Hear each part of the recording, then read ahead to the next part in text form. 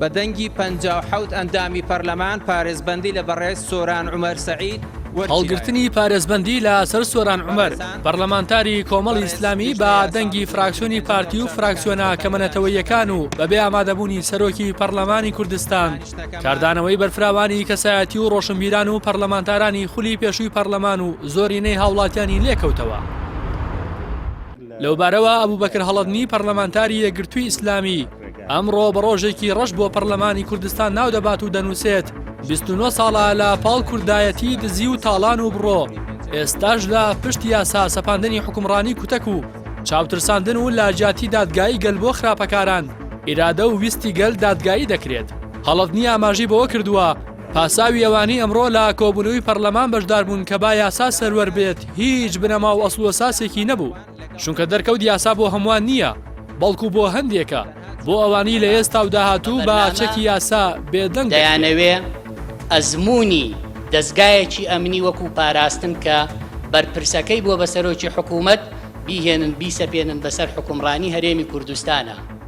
هاوکات فاروق عەلی ئەندامی سەرکردایەتی کۆمەڵی ئیسلامی بە سۆران عومەر دەڵێت تۆ سەرکەوتوو براویت، تۆ دەنگی دلێر بووی باڕووی ستەم و گەندەڵکاری، تۆ ڕازگۆ بوویت لە بەرامبەرەوە بەڵێنانی لە کاتی بانگەشەی هەڵبژاردنەکاندا بە هاوڵاتیانتدا.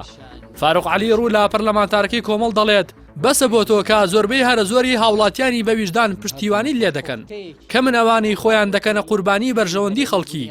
تۆ یەکێک بوویت لەو کەمانە، تۆ لە تاقیکردنەوەی خۆت دەرچوویت و دڵنیام تۆ سقالێک لە سەر دڵت قورس نییە و ئێستا ویژدانت ئاسوودەیە چونکە لەسەر قوتی خەڵکی هاتوویتە دەنگ و بەگشت ستەم و نادادیدا چوویتەوە.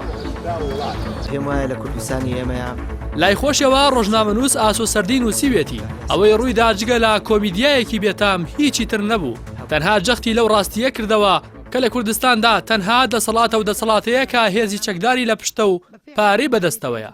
لاواسترین دەسەڵاتی دام و دەستگای یاساییەکان و بگرا هەڵبژێردراوەکانیشە.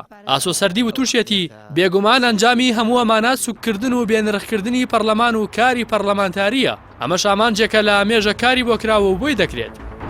هەر لەو ڕۆژەوەی کە چەند چەکدارێک جورئەتیان کرد ڕێگری لە سەرۆکی پەرلەمانێکی هەڵبژێردراو بکەن و بۆیان بچێتە سەر ئەم دۆخە چاوەڕوانکراو بوو. لە هەرێمی کوردستان شەرعیەتی خەڵکی کوردستان. هەروەها مەلا بەختیار ئەندامی ئەنجومەنی باڵای سیاسی یەکێتی نیشتیمانی تشکی خستووەتە سەرەوەی کە لێکەوتەکانی هەڵگرتنی پارێزبەندی سەر سۆران عومەر خراپ دەبێت، هەروەکو چۆن دەرکردنی فراکسیۆنی گۆڕان و سەرۆکی پەرلەمان لێکەوتەی خراپیان لێکەوتەوە لە ڕابردوودا.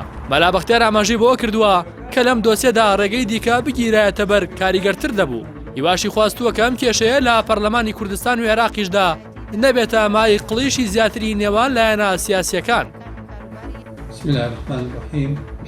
لای خۆشەوە پرۆفیسۆر دکتۆر خالید محەممەد ساڵح بە سەرسوورمانەوە پرسیوێتی بڵێ سۆران عومەر بەرپرسی دۆسیەی دزینی داهاتی چەند ساڵی نەوت و قەیرانی موچە و بەهەدەردانی سامانی گشتی و وێرانکردنی ژێرخانی ئابووری و ڕیفراندۆمە شومەکە و دۆڕاندنی نیوەی خاکی کوردستان و بەهەدەردانی خوێنی شەیدان و ئابڕوچوونەکانی بەغدا و قمارکردن لە سەر چارەنووسی خەڵک نەبێت و ئێمە نەمانزانی بێت و حکوومەت لە سەر دادگایکردنی سوورە تا ئێساوەیە ئێمە بینی و ئیسماعیل گەڵاڵیش پەرلەمانتاری خولی پێشووتری پەرلەمانی کوردستان ڕایگەیاندووە ئازادی مافە و ناخرێتە دەنگدانەوە. ئەوەی سۆران عومەر وتوێتی وەیانەوەی بیکەنە بیان و بۆ لابردنی پارێزبەندیەکەی بەشێکە لەو ئازادی بە پەرلەمانتار دراوە بۆ ڕاپەڕاندنی ئەرکەکەی، بۆیە نابێ بە ناوی زۆرینەی پەرلەمانەوە ئەو مافەی لێ زەوت بکرێ.